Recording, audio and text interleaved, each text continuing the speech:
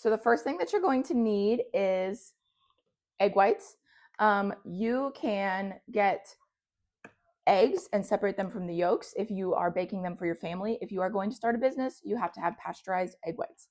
So I just buy the ones from the store in the carton because they cover all of my bases. If it's for your family, just separate the egg yolks. It's not that big of a deal. So I just buy the carton. It's about $6 right now. It used to be cheaper, but inflation. You need a whole bag of, I believe this is 2 pounds of powdered sugar, I find that they actually taste different. You would think that they would not. I really like the Walmart brand. The Aldi one tastes a little bit,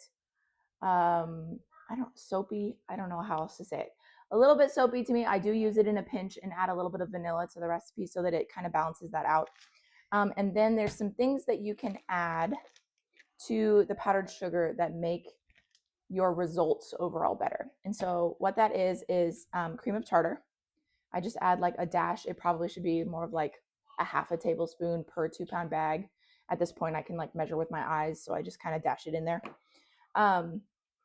You can add white food coloring, and that just helps keep any bleed from happening in your cookies. It also keeps your white really, really bright. If you ever flood a surface and it looks kind of see-through, you can kind of combat that by using whitener. Now, if you are making a Kansas City Royals set or a K-State set, and you're gonna need a really, really deep blue or really, really deep purple, do not whiten your icing because it's going to work against you. So just today we're doing butterflies, so I'm going to put the white in there, and I don't think I need any deep colors like that, but just things to keep in mind as you're working. And then something else you can add is corn syrup. It is August and it is quite hot in the Midwest, so I am not going to add corn syrup. But what corn syrup does is it kind of helps to soften the bite of the icing.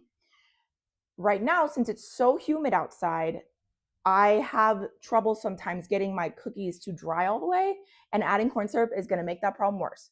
If you live in a completely dry climate all the time, add corn syrup. It'll keep your cookies from being crunchy.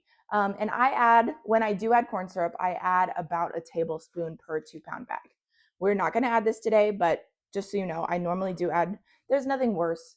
There's nothing worse than a crunchy cookie. Okay, you go to all that work, you make this beautiful cookie, and then your cookies are crunchy. Oh, no, you don't want that. Okay, fabulous.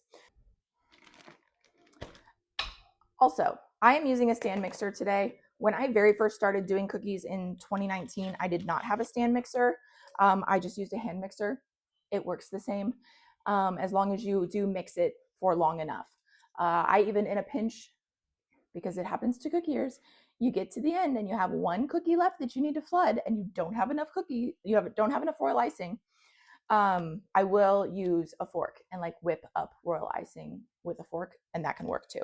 But today we're going to use the big stand mixer, and we're going to pour in this powdered sugar. Okay. Okay, and then I am going to add in about a half of a tablespoon of cream of tartar.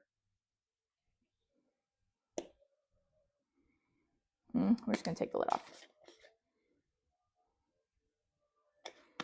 And then I do start the mixer on low at this point, just to kind of make sure that cream of tartar does get completely combined. And then I'm going to add a splash of this white food coloring. Now, if you watch Julia Usher's video, she will say that she does not have to add white food coloring because she whips her icing long enough. I don't do that. Obviously, I do add white food coloring because I've had so many problems with bleeding since it's so humid in the Midwest. So a lot of royal icing, unfortunately, is figuring out what works for your climate, figuring out what works for how you mix your colors, how much time you have. And so you kind of have to play with it. But for me here in, like I said, the Midwest, I do add white almost every time, unless I am trying to get a really dark color. Okay, so once this has combined to my liking, usually at this point I would also add the tablespoon of corn syrup. We're not going to do that today. But I do get out my egg whites, and keeping it on low, you're going to add 11 tablespoons.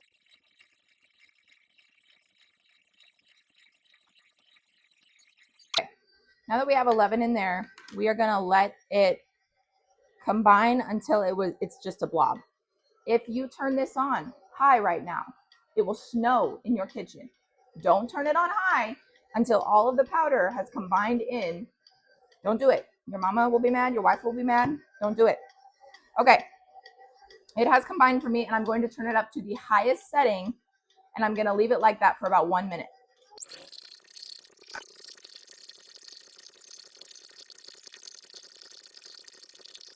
Okay, so now that that is all mixed and everything, you should be left with a very, very stiff consistency. This is good consistency for flours, some piping, and it should just be so stiff that when you make a peak, it's not going anywhere. Okay, like we could probably sit here all day long and that would not come off of my spoon. Prove me wrong. Do it. No. Okay, so that is the stiff consistency that you are left with. If you find a recipe and it says something about seconds, it is talking about how, if I were to take this spoon here and run it through the middle of my bowl, how long would it take that trench, which you probably can't see it very well, but how long would it take that trench to merge back together?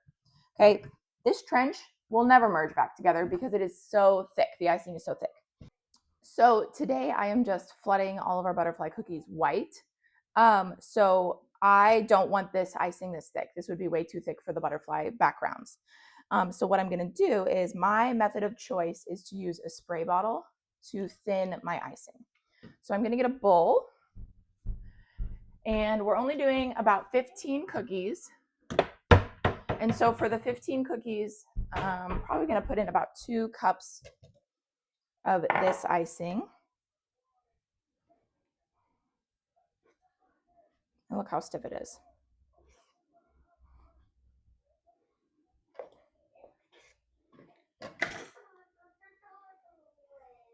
And then I use a spray bottle to thin my icing because it is more controlled.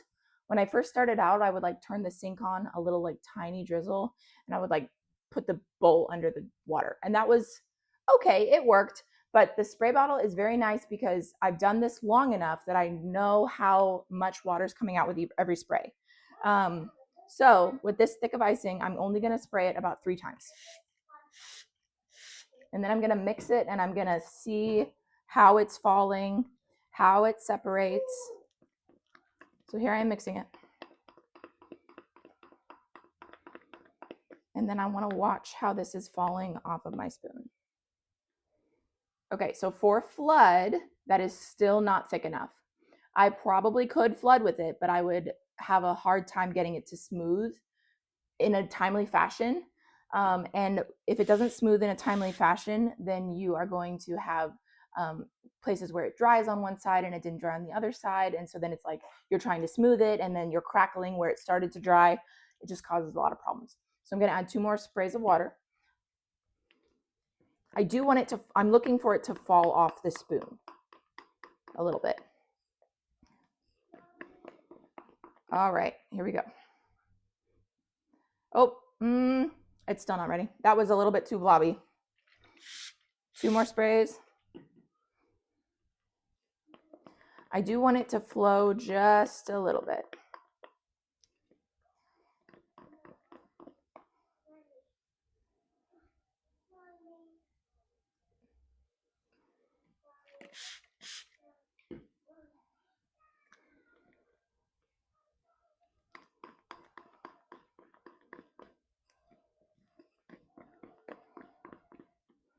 There we go. So now it's more flowing for me.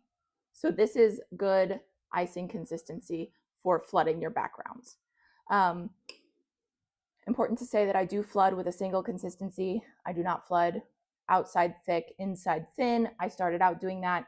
I feel like it just saves much more time to only use the one consistency like I showed you here. So we are going to flood these butterfly cookies.